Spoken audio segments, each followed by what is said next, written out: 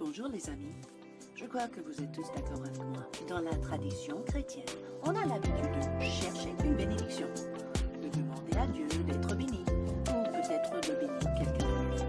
Mais savez-vous que nous sommes appelés premièrement à bénir le Seigneur? Le mot hébreu pour traduit par bénir, barak. Ce mot possède une signification riche et profonde qui dépasse le simple fait de formuler des vœux ou de souhaiter le bonheur à quelqu'un. Essentiellement, barak signifie s'agenouiller, sanctifier, honorer, glorifier, vénérer et magnifier. C'est une forme d'adoration et on peut même comprendre que bénir le Seigneur peut conduire à une rencontre et déclencher son action. Lorsque vous bénissez Dieu, vous l'incitez à se révéler. Lorsque vous adorez Dieu, vous l'invitez à intervenir. Dans les Écritures, la bénédiction englobe à la fois la reconnaissance pour les bienfaits que Dieu accorde à son peuple, tels que la prospérité, la protection, les dons spirituels, etc.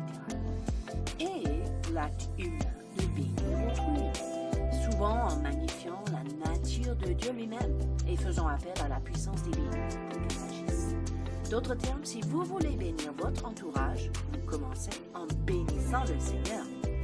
L'action sous-jacente à barak implique une posture d'humilité ou de révérence devant Dieu, reconnaissant ainsi sa souveraineté, sa suprématie et même sa bienveillance.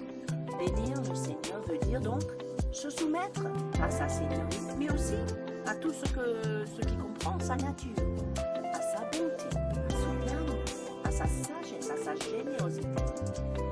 C'est-à-dire quand vous choisissez de bénir l'Éternel, votre âme pourra même se soumettre plus facilement à votre esprit, là où réside la présence de Dieu. Cette connexion par votre adoration devient ainsi une vraie bénédiction pour votre Père Céleste et par conséquent pour vous-même et par la suite vous-même vos bien-aimés. Vous connaissez sans doute le début de ce fameux psaume 103, composé par David. Quand il s'adresse à son âme, il redirige toute sa pensée, toute son attention vers Dieu.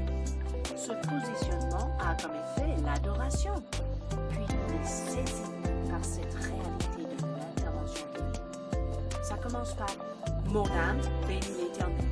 Que tout ce qui est en moi bénisse son saint nom. Mon âme bénit l'Éternel et n'oublie aucun de ses bienfaits. Là, il s'adresse à ses pensées, à ses souhaits, à ses attitudes.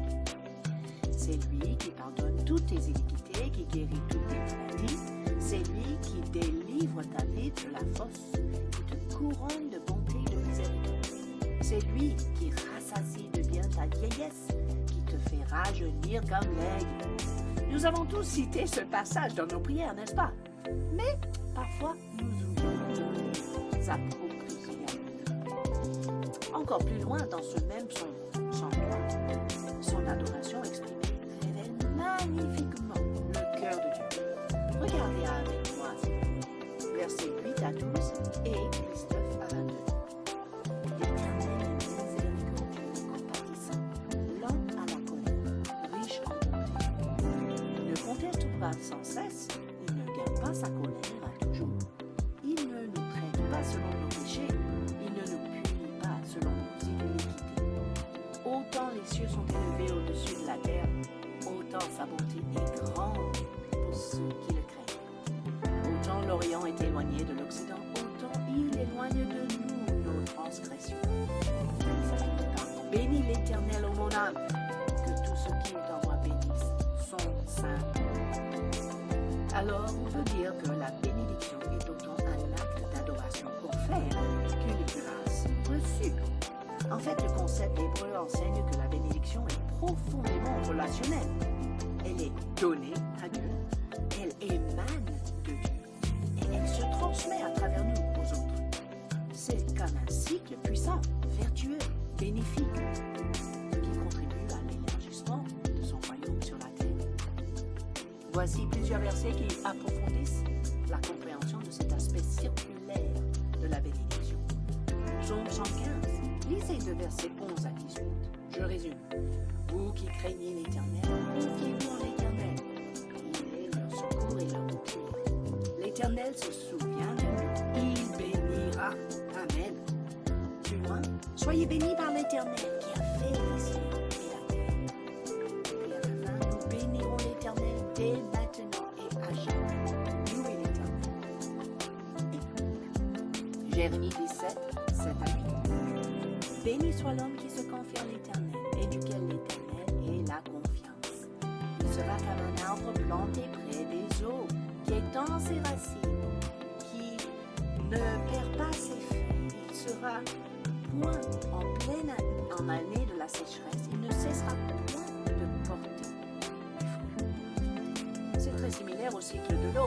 Dans la nature, notre adoration monte et bénit le Seigneur, un peu comme l'évaporation, puis redescend sur la terre comme la pluie pour arroser nos semences.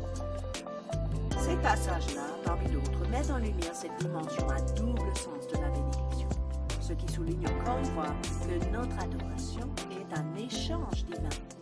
Il s'agit donc d'adorer Dieu librement, généreusement, sincèrement, puis de recevoir et de s'approprier sa grâce, et enfin la transmettre partout où nous irons. La compréhension de la bénédiction nous invite à une relation de confiance et de gratitude envers Dieu, ce qui s'exprime avec authenticité par notre adoration.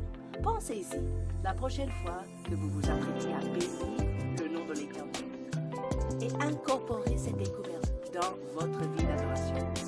Et préparez-vous à déverrouiller les boîtes du trésor du ciel. Que Dieu vous bénisse. À la prochaine.